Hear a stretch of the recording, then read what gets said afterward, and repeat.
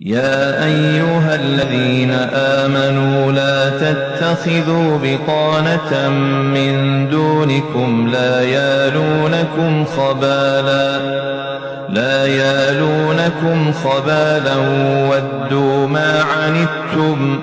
قد بدت البغضاء من أفواههم وما تخفي صدورهم أكبر قد بينا لكم الآيات إن كنتم تعقلون ها أنتم أولئك تحبونهم ولا يحبونكم وتؤمنون بالكتاب كله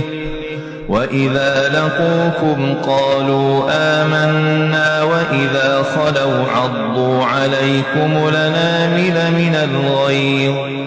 قل موتوا بغيظكم إن الله عليم بذات الصدور إن تمسسكم حسنة تسوهم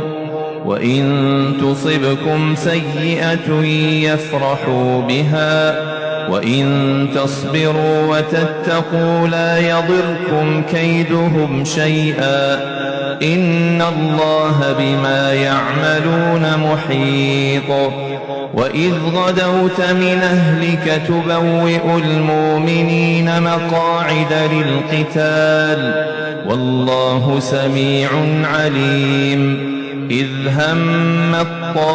الطائفتان منكم أن تفشلا والله وليهما وعلى الله فليتوكل المؤمنون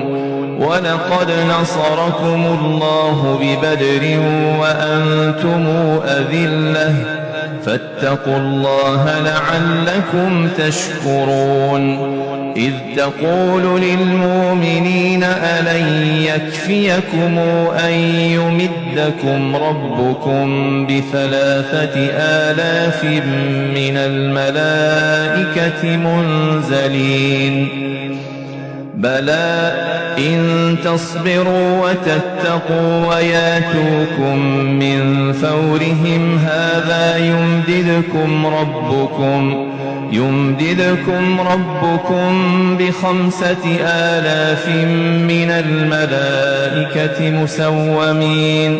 وما جعله الله إلا بشرى لكم ولتطمئن قلوبكم به وما النصر إلا من عند الله العزيز الحكيم ليقطع طرفا من الذين كفروا أو يكبتهم فينقلبوا خائبين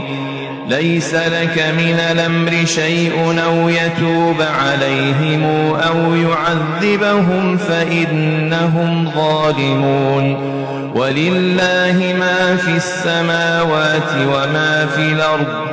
يغفر لمن يشاء ويعذب من يشاء والله غفور رحيم يا أيها الذين آمنوا لا تاكلوا الربا أضعافا مضاعفة واتقوا الله لعلكم تفلحون واتقوا النار التي أعدت للكافرين وأطيعوا الله والرسول لعلكم ترحمون